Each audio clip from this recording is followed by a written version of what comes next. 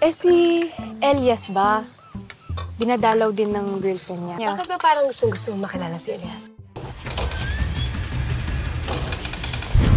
Stop! Hayop kayo. Ako pa talaga ang nagkukulo. Tulungan mo ko. William!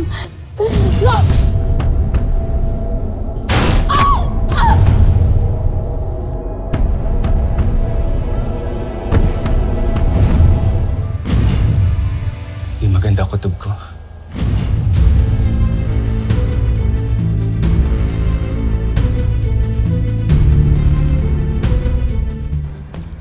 Tara! Wabit ka!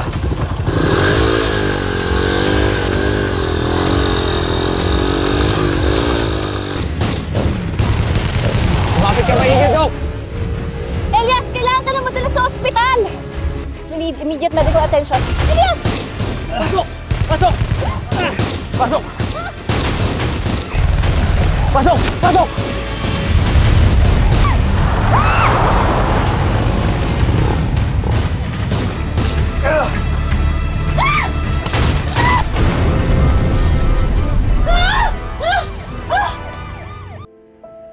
My granddaughter is worth more than all the gold in the world.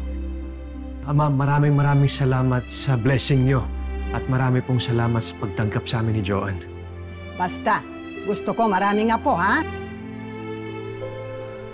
Kailangan pa rin natin mag-ingat lahat. Huwag tayo magpakampante na ligtas na tayo. Ano? Lumipat na tayo sa Cebu sa lalong madaling panahon.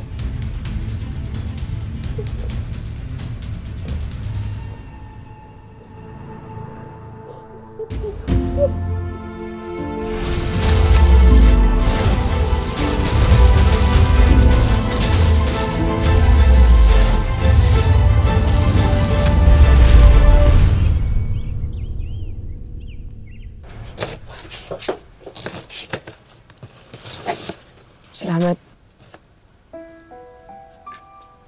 Kagabi ka pa matamlay, ate. Pansin ko nga. Bakit ba malungkot ang beshi ko? Hoy. Habali. Ano ba? Hindi niyo ba narinig yung sinabi ni Nay Alma? Iuwi niyo na raw sa Elias sa Cebu. Ibig sabihin ito. Malalayo na si Black Rider sa ating binibining marikip. Tumigil kayo ah. Baka maipakita ko talaga sa inyo na hindi laging pampahaba ng buhay ang pansit. Ate, relax ka nga lang. Alam mo, isinuong mo na yung gera na yan sa Isla Alakdan para lang kay Elias. Tapos, ngayon ka pa ba matatakot para sa nararamdaman mo? Tama. Munti ka na kayo mapatay doon. Diba? Ate, maiksi lang ang buhay. Huwag ka nang magpatumpik-tumpik pa. Tama sila, ate. Kasi, alam mo, kung nandito si tatay, naku, sigurado ako sasabihin nun, sundin mo yung sinisigaw ng puso mo. Tama. Tsaka, wala ka nang ibang hanapin kay Kuya Elias, Ate Bane. Sa kanya na yata lahat eh. Korak. Gwapo! Mapagmahal sa pamilya. At higit sa lahat, ilalaban ka ng patayan. Kung kaya ko lang maging ganyan para sa babaeng minamahal ko, ako na manliligaw eh. Ay, sino siya dyan? Ibait naman si Benji, ate. Ay, huwag na nga kayo mang-agaw ng moment. Moment to ng ate Bani mo. Walang nagmo-moment dito. Walang moment-moment. Bahala na nga kayo dyan. Kayo na kaya magtuloy nito. Ang gagawin dito? Ate. Itsado mo. It's dami tsado. Yes. Bane, dito din pala kayo. Nga pala Bane, magpapaalam lang sana ako. Kasi aalis kami nanay. Sige, saan kayo pupunta? Dadalawin sana namin yung mag-ina ko sa sementeryo.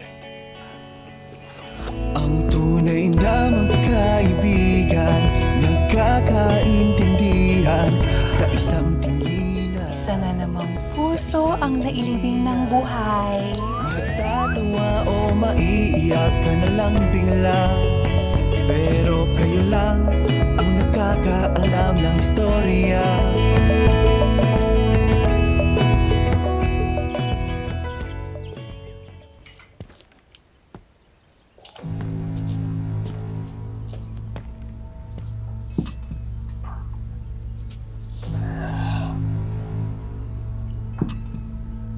Nagtataka ako yan.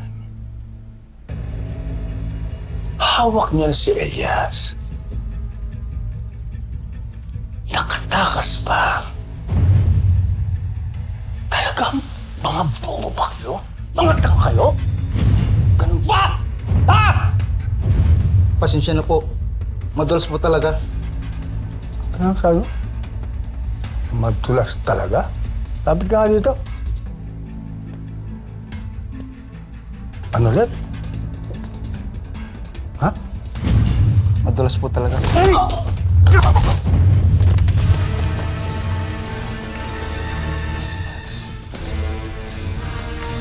Basta na kayo! Tina!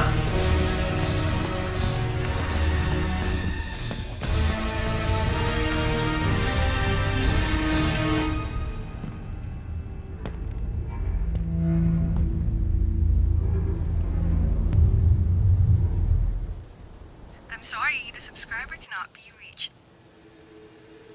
Cannot be reached.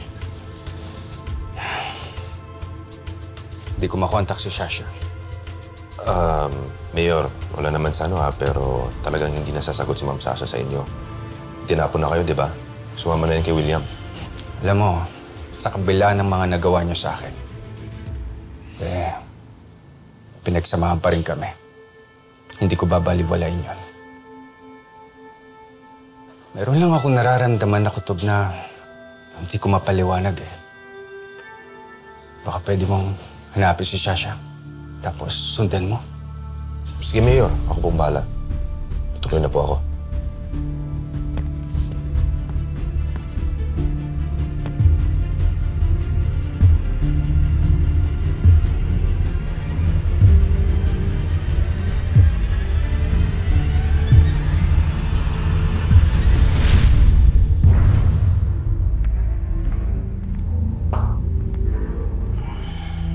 Ikaw, anong dala-dala mo?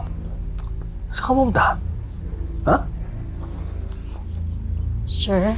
Oh. Sir, nakikiusap po ako. Payagan niyo po ako umalis. Uuwi na po ako ng probinsya. Magre-resign na po ako. Magre-resign ka? Sino bang amo mo dito? Kayo po. Ako. Sinong nadidesisyon dito? Kayo po. Ako rin. Hindi ka pwede umalis. Hindi kita papayagang ma-resign. Naintindihan mo?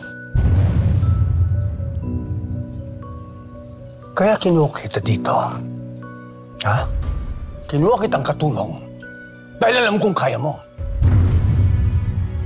Kaya mo lahat ang trabaho dito sa mansyon. Naintindihan mo? Opo. Opo, opo, opo.